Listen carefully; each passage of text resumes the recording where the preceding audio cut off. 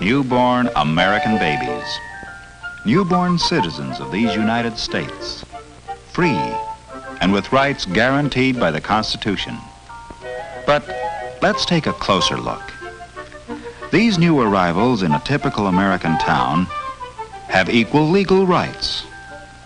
In class, they are not equal at all.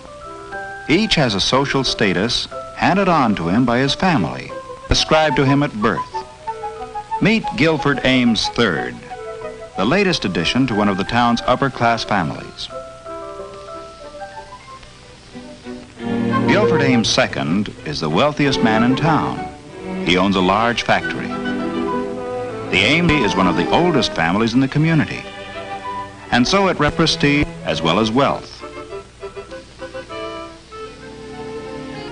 This is where an Ames family has lived for the last 100 years, and this is where Guilford Ames III will live. Like most of the babies here, this one, Theodore Eastwood by name, has an ascribed status of middle class. His father is Joseph Eastwood, high school educated and a white-collar worker in the Ames factory. He has a steady, skillful job and is comfortably off, but the chances are that he will not advance much beyond his present status. The mortgage on his house is on its way to being paid, and someday it undoubtedly will be. Although young Ted Eastwood has an ascribed status of middle class, the best status he achieves during his lifetime may be higher than the one he was born with. It could be true to maybe David Benton, whose ascribed status is lower class. David's father is Michael Benton, an unskilled factory worker who has a meager education. Mr. Benton rents the upper floor of a two-family house in a rundown section of town.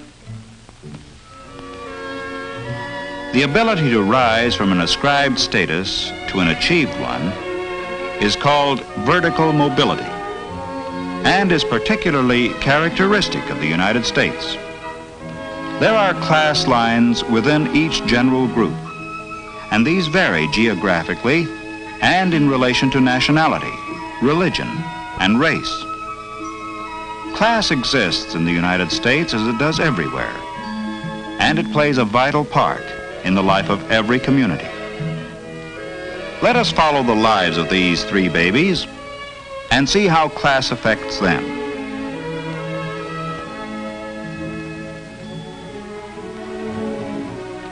"18 years later, Gil, Ted, and Dave are in the graduating class of the town's high school.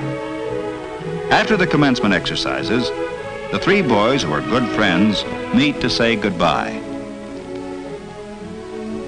Next fall, Gil Ames is going to attend an Ivy League university. Ted, who took a commercial course in high school, plans to get a white-collar job like his father's. Dave is going to work too, so that he can add to his family's income. Friends forever, they've said. Well, maybe in a way, but these boys come from families of different classes, and the lines of social class are real here in America, as they are everywhere, in Europe, in Asia, and even in the Soviet Union. As the years pass, class boundaries will separate Gil and Ted and Dave more and more. The boundaries between Ted's middle-class parents and Dave's lower-class parents are as important as those that lie between the upper and the middle classes. Even the simple event of graduation from high school has a different significance for the boys and their families. For Gil, it is only a milestone in his formal education. Later that night, Mr. Ames has a serious talk with his son. Mr. Ames tells Gil that he sent him to public high school so that he could gain a democratic background. But now he's about to enter an environment more in keeping with his social position. At college, he will meet men of his own kind. Gil understands, because already he has developed an awareness of his class, its patterns, and its rules.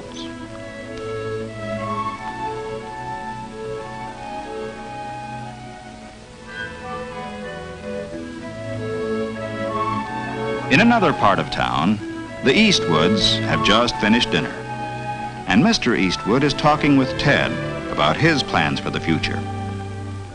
Ted's record in high school was generally good, but there was one subject in which he excelled: drawing. Ted would like to do something professionally in the art field, but his father discourages him. In the light of Mr. Eastwood's own experience, security lies in business and white-collar work. Ted sees his father's point of view and agrees that the commercial courses he took in high school have prepared him for office work, and so that's the kind of job he'll look for.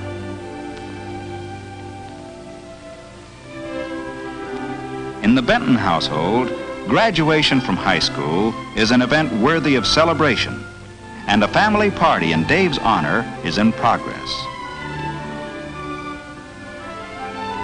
Mr. Benton proudly announces to the guests that Dave has already gone out and found himself a job. In the Benton family and among their neighbors, economic pressures are important. Dave's initiative in finding work is highly regarded by all of them, and his parents are justifiably proud.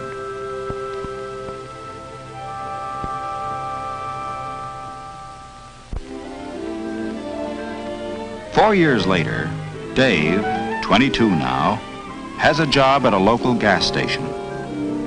Although he's still only a gas station attendant, he's studying to be an automobile mechanic. The driver of the car is his old friend of high school days, Gil Ames. Gil has graduated from college now and is on his way to start work in his father's factory. Dave is going to be married just as soon as his job of auto mechanic comes through.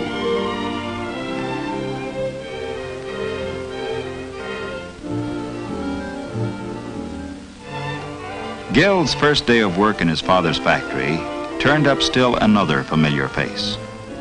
Ted Eastwood has a job in the bookkeeping department.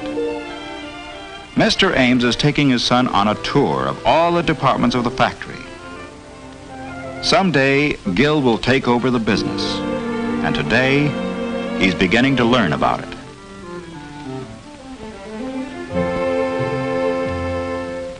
Kind of rocked you, didn't it? Gil Ames with his future all laid out for him. But you're Ted Eastwood, stuck in a job you'll be in all your life. Why don't you get out? What's keeping you here anyway? Mary Blakesley? You thought you'd marry her. But remember what she said that day in the car? Her car, of course. But can't you see it's impossible, Ted? It's not just money. We live in different worlds. Sure, different worlds inside this town, but there are other worlds, bigger towns. You've got some money saved, go to New York. Give it a try for 6 months.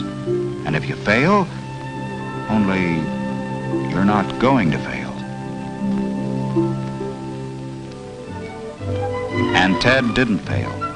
He had talent and the ability to work hard. He started with a job in the art department of a large advertising agency. They called him a production assistant, but actually, he was a sort of a glorified errand boy. But at least he was through with bookkeeping and close to the kind of work he liked.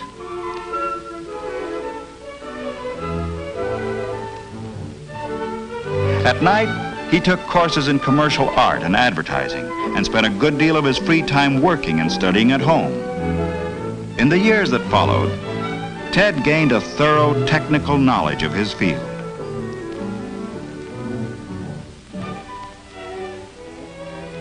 By the time he was 30 years old, he was the head of the art department of an advertising agency. Horizontal mobility, moving from one place to another, has resulted in vertical mobility for Ted Eastwood, a movement upward from his ascribed status to an achieved status that is largely the result of his professional standing. Class lines are drawn differently in a large city like New York, although they are still there. Here, professional standing, power, and wealth are of great importance. It is possible for members of socially prominent families, theater people who may have come from the lower class, and successful businessmen of the middle class to mix socially, and Ted is an accepted member of the group.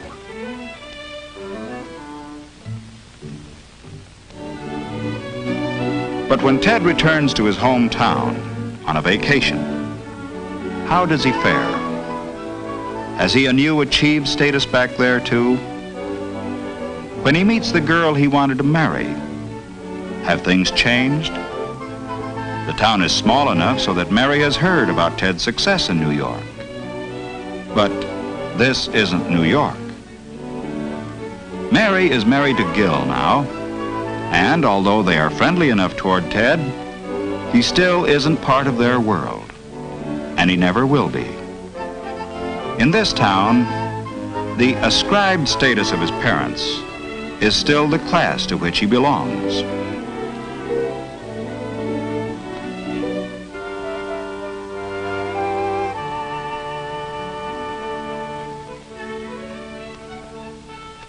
Ted's mother brings him up to date on all the town gossip, but he only half hears her.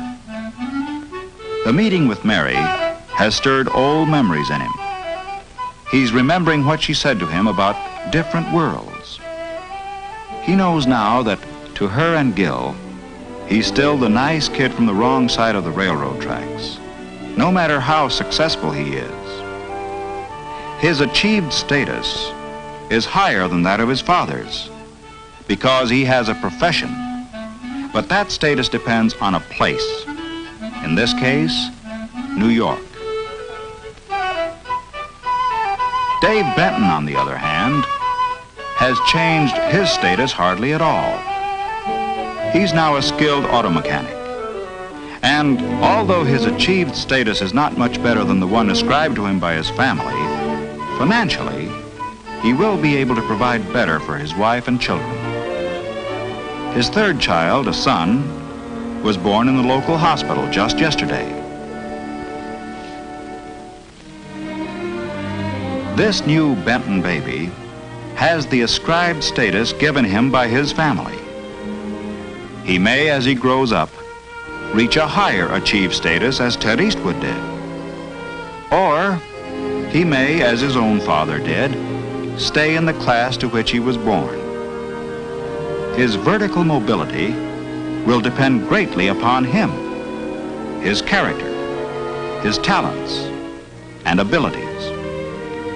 It will possibly depend, too, upon geographical mobility, because the criteria for class boundaries vary from place to place. And so it will be for all these babies, all citizens, all equal before the law, but not the same by standards of class.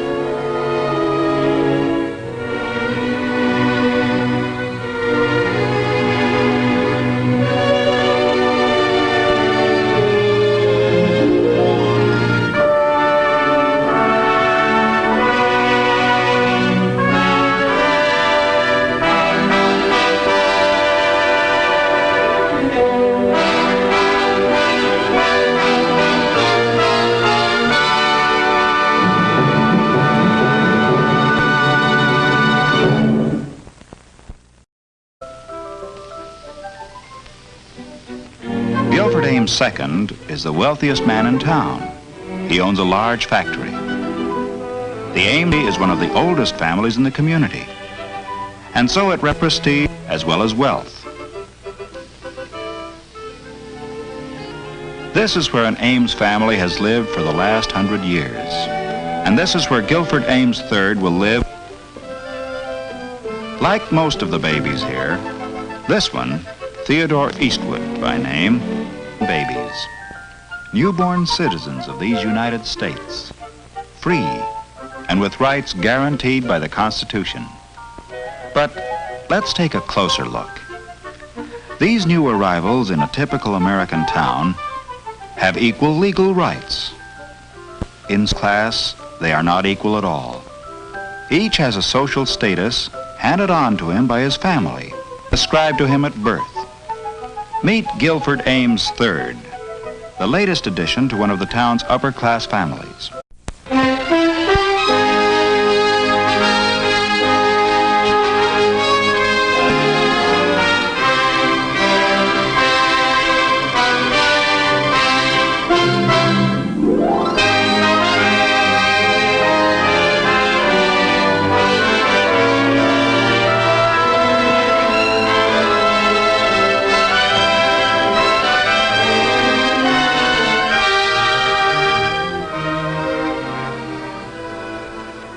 Newborn American, has an ascribed status of middle class.